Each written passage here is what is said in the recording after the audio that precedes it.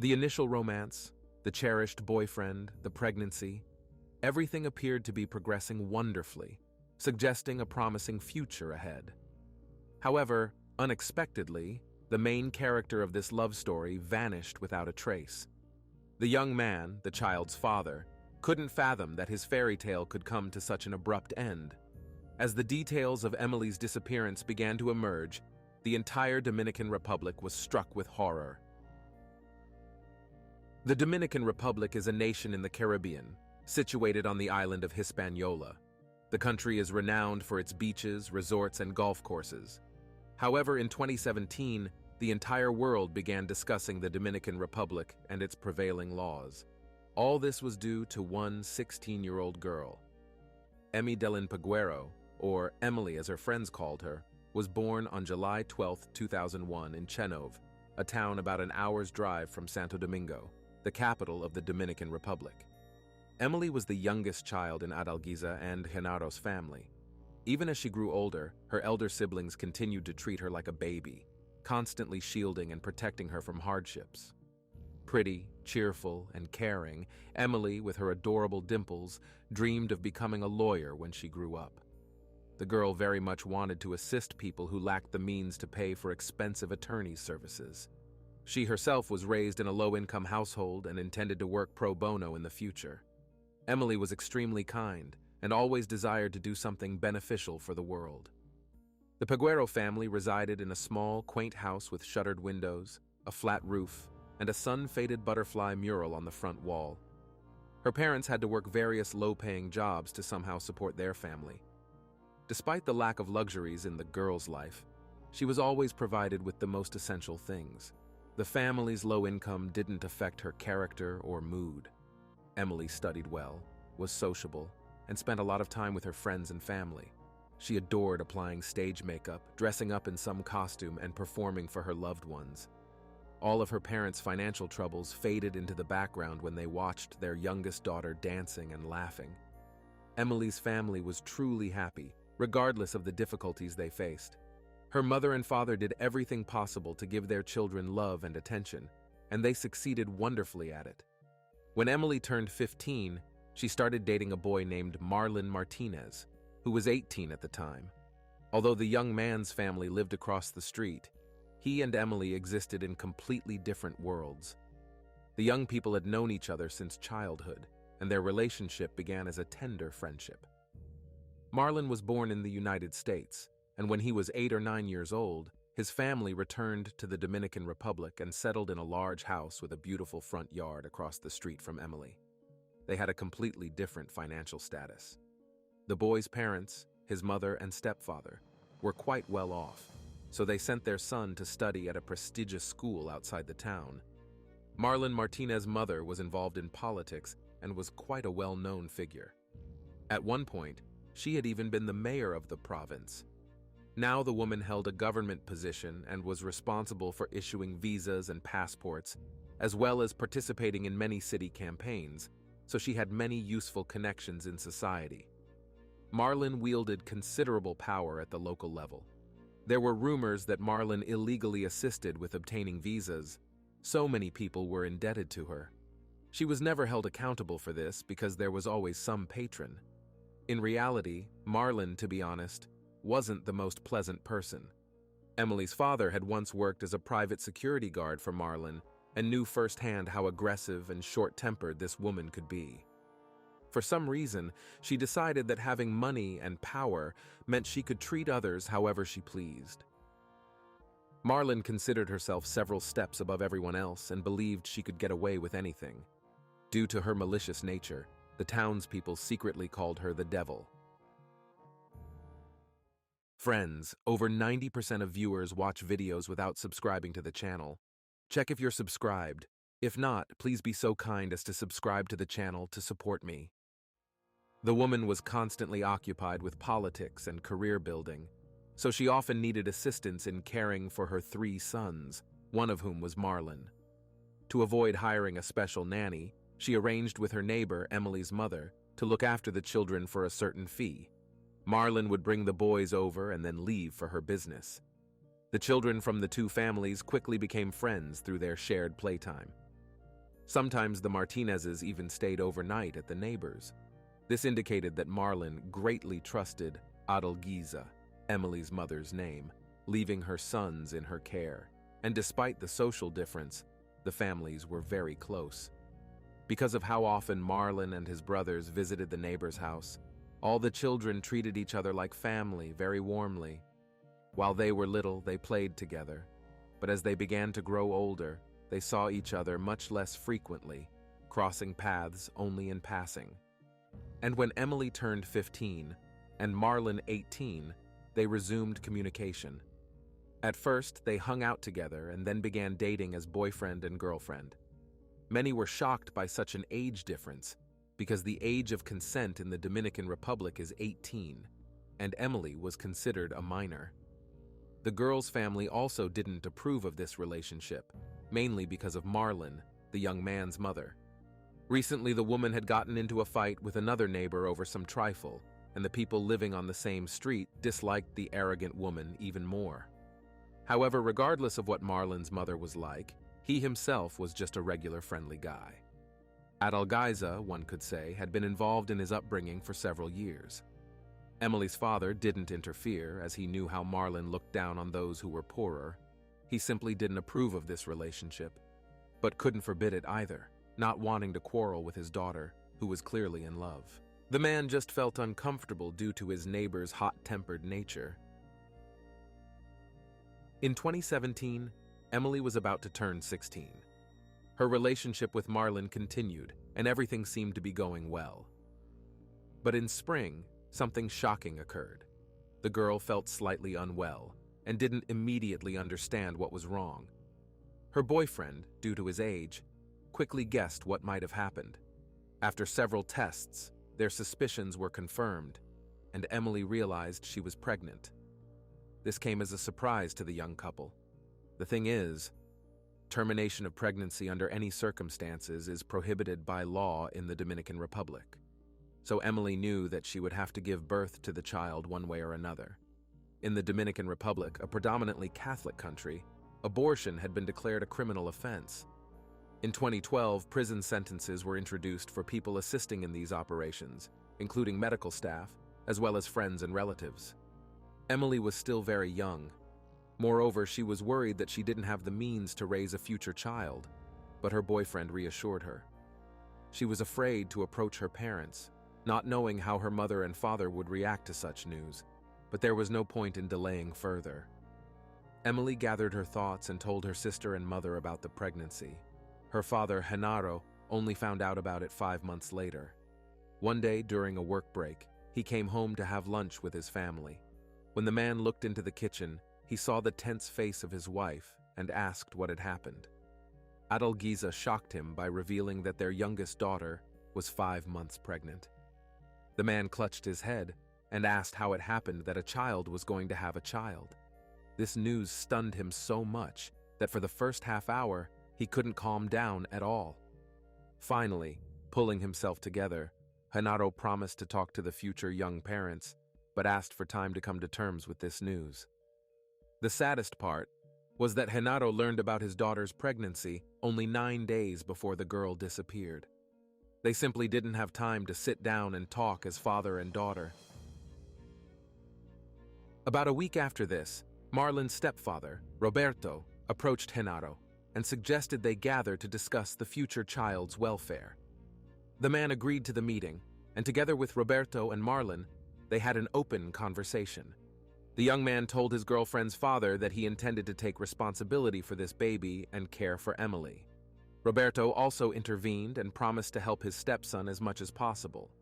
This talk somewhat calmed Genaro, but he still couldn't come to terms with the idea that his little daughter would be a mother. The man set a condition that Emily, along with the child, would continue living with her family since she was underage, and both families would take turns caring for the newborn. Genaro still considered Emily a child, and despite the pregnancy, didn't intend to let her go. In the father's opinion, she should still live under his roof, at least until she turned 18. Genaro loved his daughter and would support her in any case. Marlon seemed to agree with this arrangement, and Roberto supported him in this. The only person who was truly unhappy about Emily's pregnancy was Marlon's mother, Marlon. She was not at all satisfied with this state of affairs. She felt her son was making a big mistake. He shouldn't have allowed this child to interfere with his college studies and ruin his bright future.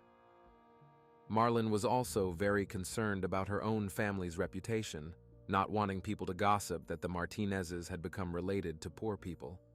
The woman had turned a blind eye to her son dating this girl, but having a child together was beyond anything she could accept. On August 23, 2017, 16-year-old Emily got up early and prepared to go somewhere. When her mother asked, she explained that Marlon had promised to take her to a doctor's appointment to collect test results. The girl promised to be gone for a very short time, so Adalgisa saw her daughter to the front door and watched as Emily got into her boyfriend's car before they drove away. The woman continued with her usual chores, prepared breakfast, tidied the house, and had already started preparing lunch. It was at that moment she realized her daughter still wasn't home, which was very odd because Emily had promised to return within an hour. If her daughter was going somewhere, she always notified her parents. She would either call or send a message if she was running late, and would always specify when she'd return home. However, for several hours, no one had heard anything from Emily, which caused some concern for her mother. Then, around 11:30, Emily's sister received a text message. The girl wrote that Marlon had left her at a gas station because she decided to meet with her uncle. This message from Emily should have reassured her relatives, but instead, it intensified their worry. Firstly, the girl had never sent text messages before, preferring voice messages. Secondly, which uncle had she suddenly decided to meet with when she hadn't even mentioned it earlier? Thirdly, the tone of the message didn't sound like Emily. All of this seemed very strange and wrong. Adalgisa sent her elder daughter to Marlon's to clarify where Emily had gone. The girl crossed the street and knocked on the door of the neighboring house where the Martinez family still lived. The young man opened the door and began explaining the situation. Allegedly, in the morning when they were heading to the clinic, Emily realized she had mixed up the dates and that her test results wouldn't be ready until Friday. Instead of going home, the pregnant girl asked to be dropped off at a gas station because she had managed to arrange a meeting with her uncle. Marlon agreed. He dropped Emily off at the gas station, gave her some money just in case, and made sure she got into her uncle's car that had pulled up. At least that's what the boy thought, and it was the last time he saw his girlfriend. Adalgisa and her older daughter went to the gas station to ask employees if they had seen where the car with the girl had gone. When the women reached the station, they requested to check the surveillance camera footage. It turned out that neither Emily nor Marlon had been at the gas station that morning. Either the young man had simply confused the name, or he was, for some reason, not telling the truth. However, Marlon still insisted that he had dropped the girl off there. Emily herself wasn't answering calls. Adalgisa didn't waste time and immediately called the police, reporting the disappearance of her pregnant underage daughter. She, along with her other children, began distributing flyers with Emily's photo. The woman wanted her child to return home quickly and didn't want to lose a second. The girl's family didn't initially think she had been abducted by a stranger or that she had gotten into trouble. They were all certain that Marlon had something to do with her disappearance. Moreover, they suspected not the young man himself, but his mother, Marlon. Adalgisa directly told reporters that the Martinez family definitely knew where Emily was, but they refused to say where the girl was. The reason was that Genaro, the missing girl's father, had accidentally stumbled upon a message from Marlon on his daughter's phone where she was trying to convince his son's girlfriend to terminate the pregnancy. Such an important person as Marlon's mother considered herself to be didn't need a child conceived out of wedlock. Emily's parents were convinced that Marlon somehow wanted to get rid of the unwanted pregnancy. These messages were received on August 19, 2017, just 4 days before Emily disappeared. The essence of the messages was that Marlon was offering the girl to end her condition at home. The woman promised to take care that everything would go well. At first, Emily categorically refused, but then, tired of the manipulations, said she would trust the adult, experienced woman. When Genaro reported this conversation, suspicions towards the Martinez family intensified even more. But the most alarming signal was that Marlon, as soon as Emily was officially declared missing, rushed to hire a lawyer. It's not entirely logical to turn to a lawyer if you have nothing to do with the disappearance. When after 24 hours the girl still hadn't shown up, rumors about this case spread throughout the area. And now not only Emily's family, but other townspeople suspected the Martinez family in her disappearance. Genaro, the family patriarch, was very concerned about his girl's fate. He couldn't imagine where and how she had spent that August night. Was she healthy or suffering from pain somewhere? It was a serious and frightening situation. When alone, he couldn't hold back tears of despair, although in public he stayed strong and didn't show his emotions. The man knew that if someone close saw his tears, they would lose hope for a favorable outcome. After the entire community learned about the disappearance of the pregnant girl and the involvement of her boyfriend's family, Marlon and Marlon decided to hold a press conference to refute rumors and prove their innocence. Marlon, having numerous connections, invited several reporters to help quickly dispel the myths associated with her family. The press conference took place in the living room of the Martinez residence. Marlon, Emily's boyfriend, was dressed casually in a regular t-shirt. The young man looked down throughout the interview and was very nervous. It was noticeable how he was shaking. Marlon, on the other hand, was dressed in a formal suit. Her hair was done and she looked quite confident. The ex-mayor of the province took the initiative in the conversation. She had experience speaking in public and carried herself well, but the first questions were addressed to her son. The boy once again recounted the story of how they were driving to the clinic, how Emily realized she had mixed up the dates, how he dropped her off at the gas station, and so on. Then Marlon finally looked at the camera and began to plead for his girlfriend to return home. He said that in their couple, as in most others, there were problems. But in the end, all their loved ones had accepted the unexpected pregnancy and were eagerly awaiting the arrival of the baby. Then he turned his gaze to the camera lens and, barely holding back tears, addressed Emily Peguero. Wherever she was, he said he was waiting for her with open arms. After this, his mother took the floor and stated that all the rumors concerning their family were absolutely untrue, that the Martinezes had nothing to do with Emily's disappearance.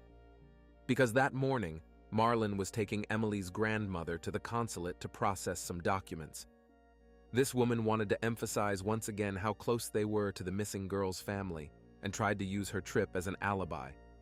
During the interview, Marlon continued to emphasize how close Emily was to them and how much they loved her. She mentioned that the girl, carrying her grandson in her womb, had already become part of their family, and now they were worried about her no less than the Peguero family. Like Marlon before, Marlon looked directly into the camera and addressed her son's girlfriend, begging her not to make them suffer and to let them know her whereabouts. She even started to choke up while talking about it, and it seemed she was barely holding back tears. Marlon urged anyone willing to ask them and her son any questions they were interested in. They would give an interview to everyone because they had nothing to hide. The press conference organized by Marlon's mother only caused confusion. Many people found it strange and wondered why the Martinezes didn't invite Emily Peguero's family to also address the public. Actions speak louder than words, and most Shanova residents were only convinced that the purpose of the press conference was merely an attempt to justify themselves. There's no smoke without fire. And since rumors had started that the Martinezes were guilty of the girl's disappearance, it must be so. At the conference, both mother and son spoke about Emily in the past tense. This small detail also made everyone think that they knew something about the girl and what had happened to her. The public felt that this was a common case where a rich, influential family simply decided to get rid of a young, poor girl to save their own reputation. In general, instead of dispelling public suspicions, the press conference only added fuel to the fire. Despite the suspicions surrounding Marlon from all sides, he went to the Peguero family's house. Seeing the upset faces of his neighbors, The boy decided to turn himself in to the police, understanding that he would most likely be arrested and interrogated. And on August 26, 2017, Marlon was indeed arrested as the main suspect and sent to a detention center. But the main question, whether Emily Peguero was alive, remained unanswered. Detectives did everything possible to find a trace of the girl, and 5 days after her disappearance, the local police made a breakthrough. On Monday, August 28th, they tracked the geolocation of Emily's phone. The phone last rang in an apartment building in the prestigious San Francisco de Macorís district. There was Marlon Martinez's apartment. While the children lived with their stepfather Roberto in Chenove, their mother often traveled on business and stayed in this apartment. A search of the premises revealed blood splatter on the mattress and several towels with blood stains.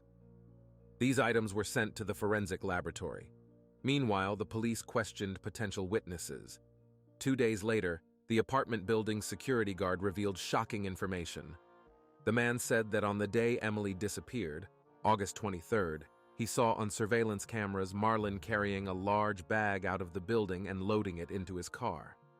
The guard couldn't think of anything better than to call the young man's mother. Marlon came downstairs to personally see the recordings. While watching, the woman clearly became nervous, grabbed her head, and began to scream. And after some time, the video recording disappeared. The guard didn't know where it had gone, but didn't rule out that Martinez could have somehow removed it. Public anger continued to grow, with much of it directed at Martinez's mother. Many saw her as the person behind Emily's disappearance. People who knew what Marlon was like were sure she was covering for her son, using wealth and influence. On the day the guard reported the stolen video recording to the police, Marlon Martinez showed up at the police station and turned herself in to the authorities. Her lawyer insisted she did this only to cooperate with the police, but everyone else thought she was simply anticipating her imminent arrest. During her arrest, a reporter asked her if she was involved in Emily Peguero's disappearance, to which Marlon replied that she was merely protecting her son as a mother. These words struck a chord with many people. It seemed she, as a mother, had done away with someone else's daughter, and worse yet, with a girl who was carrying her grandchild. Finally, all the puzzle pieces started falling into place. August 30th, 2017, was an extremely tense day for the detectives. First, they learned about incriminating footage from a security guard. Then Marlon Martinez turned herself in to the authorities. Later that same day, her son Marlon confessed to the police. The Peguero family's worst fears were confirmed. The young man admitted that Emily was no longer alive. He told investigators that he had left her body at a local dump. This information shocked not only the girl's loved ones but the entire community. People who had been moved by the story of the young pregnant girl were still clinging to hope that Emily might be alive. But the boyfriend's confession shattered their hearts. Police officers, along with Marlon, headed to the local dump to search for the girl's body. As soon as they stopped near the dump, the patrol car was surrounded by enraged townspeople. People wanted to express their thoughts to the criminal face to face. Officers even had to fire warning shots to disperse the crowd. Law enforcement didn't risk letting Marlon out of the car. They spent over 8 hours sifting through trash and waste, but found nothing. The next morning, Chenove residents expressed their discontent by blocking roads at 9 a.m. and demanding that Marlon stop toying with the Peguero family's emotions and tell the police where he hid Emily's body. They burned tires, threw stones, and threatened to destroy the Martinez home. Police even had to take measures to restore order. The prayers of parents and concerned townspeople were answered because later that day, a body was discovered in Espaillat province, about an hour's drive from Chenove. A flood of messages from various people filled Emily's older brother's phone messenger. They all wrote that a body of an unknown girl had been found in the neighboring province. Police, the Peguero family, and other relatives headed to the scene to finally learn what happened to Emily. They arrived after sunset, the darkness illuminated only by police lights and flashlights. A crowd stood on the roadside, and in the center lay a suitcase containing Emily Peguero's decomposing body. a 16-year-old girl 5 months pregnant. After extraction from the suitcase, the body was sent to the medical examiner's office. The autopsy was conducted fairly quickly. It was found that Emily had suffered internal bleeding, presumably caused by a failed attempt to terminate her pregnancy. She had also received a blow to the skull with a blunt object. According to the forensic examination, death came very quickly. Most likely, the girl didn't even have time to understand what happened. Unfortunately, the Peguero family and the public were right from the start. All this happened because Marlon and his mother Marlon were not happy about Emily's pregnancy. They were adamant in their desire to get rid of someone who could damage their reputation.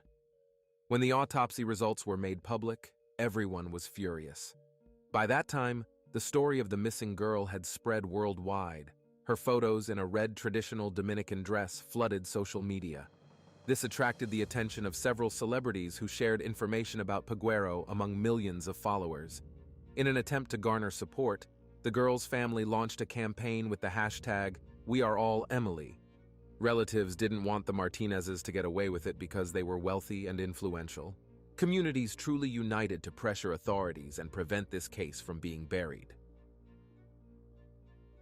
While people across the internet expressed their opinions about the incident, the parents faced a harsh reality. Emily Peguero was buried in a white casket. Many people came to bid her farewell, all holding pink balloons. Numerous attendees brought flowers for Emily and gifts for the Peguero family to show their support during such a difficult time. Meanwhile, the police conducted their investigation. They discovered that Marlon hadn't taken Emily to the gas station that morning, as he had told her sister and reporters. This was a complete fabrication. To conceal this, he had sent a message from her mobile phone to Peguero's sister. Adalgisa, Emily's mother, wasn't mistaken when she doubted its authenticity. Instead of the gas station, Marlon took the girl to his mother's empty apartment, where he forced her to drink an unknown liquid that could have triggered a termination of her pregnancy. This caused internal bleeding. Emily became frightened and possibly tried to flee or lunged at her boyfriend. He pushed her, misjudging his strength. Peguero fell and hit her head. She died almost instantly. After taking Emily's life, Marlon placed her body in a bag, left his mother's apartment, and loaded the burden onto the back seat of his car. It was then that he was caught on the apartment building's surveillance cameras.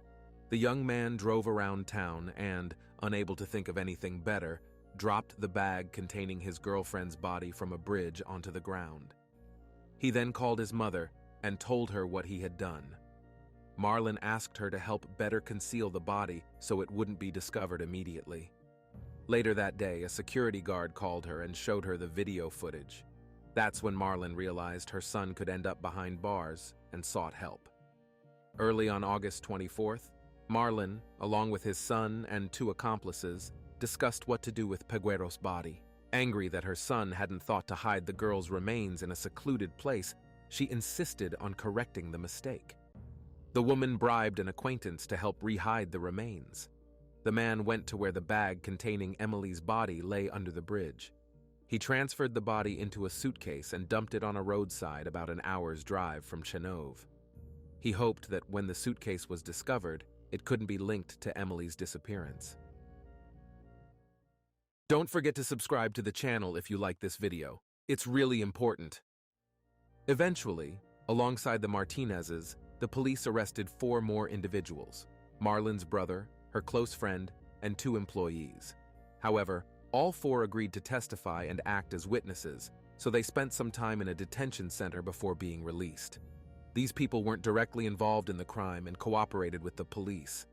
In the end, Marlon and his mother Marlon were the only ones who stood trial for taking Emily's life. The trial was incredibly tense. Throughout the 9 months following the girl's death, each week brought a new dramatic moment to the pre-trial proceedings. Members of the Peguero family boycotted some hearings. Several defense attorneys withdrew outside the courtroom, and local activists staged protests. Ordinary people, residents of Chenove, threatened to harm Marlon and his mother. It got to the point where Marlon had to wear a bulletproof vest and protective helmet when brought to the courthouse. Otherwise, the enraged public would have simply torn her apart. In April, Emily Peguero's father, Genaro, was arrested after attempting to bring a firearm into the courtroom. When the prosecution decided to recreate the crime scene, they brought in the suitcase in which the girl was found, along with a pair of shoes and clothing. The evidence emitted such a strong odor that the investigative experiment had to be conducted outdoors. Everyone gathered outside in the parking lot, and the prosecution team demonstrated the position in which the body was found and how it was extracted from the suitcase. It was extremely difficult for the Peguero family to watch this demonstration. They were already crushed by grief, and now they had to relive it all again. The defense attorney claimed that Marlon was innocent in his girlfriend's death. He hadn't intended to take her life that morning. Marlon's own story changed 3 times during the investigation. First, he confessed to finishing off Emily and leaving her body at the dump. The second time, the young man stated that Peguero had taken a pill herself because she was very distressed about her pregnancy, and this pill led to the fatal outcome. The third version was that his mother wasn't involved at all and didn't even know Emily had died. Marlon's inconsistent accounts led to a complete loss of credibility. The Peguero family's lawyer believed that after Marlon's attempt to forcibly terminate the pregnancy failed, he decided it would be better if Emily simply disappeared rather than taking her to the hospital and risking his freedom. He hadn't expected her body to be found, nor had he anticipated such a reaction from the community. The lawyer openly criticized the Martinezes and wasn't afraid of Marlon's connections. His actions and words impressed the public. Of all the Peguero family, Adalgisa suffered the most, as she had once cared for this boy and his brothers. She fed them, put them to bed, and looked after them while Marlon built her career. Now, one of her charges had taken her youngest daughter's life. It felt like a slap in the face to the family. Emily's loved ones sincerely believed that all this happened because Marlon didn't want her son to have a child with a girl from a poor family. And Emily's demise was just the result of a failed intervention. But this in no way justified her being discarded like an unwanted object on the roadside. The trial was lengthy and extremely tense. In November 2018, a panel of 3 judges found Marlon Martinez guilty of intentionally taking Emily Peguero's life and sentenced him to 30 years in prison. His mother, Marlon Martinez, was found guilty of abduction and concealment of the body.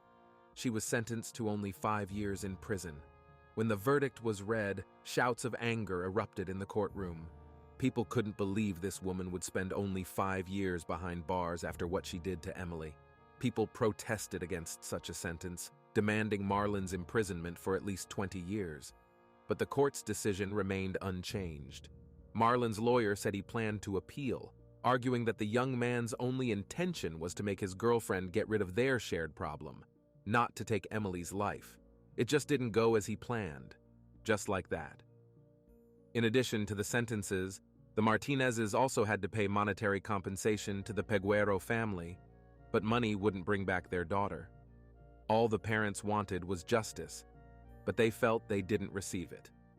The next blow to their hearts came on May 15, 2019, when an appeals court reduced Marlon's sentence to just 2 years. The reason was that there was actually no way to prove the woman had committed a crime. She only knew about her son's misconduct and didn't report it to the police. Then, in September 2020, a judge effectively ordered Marlon Martinez's immediate release.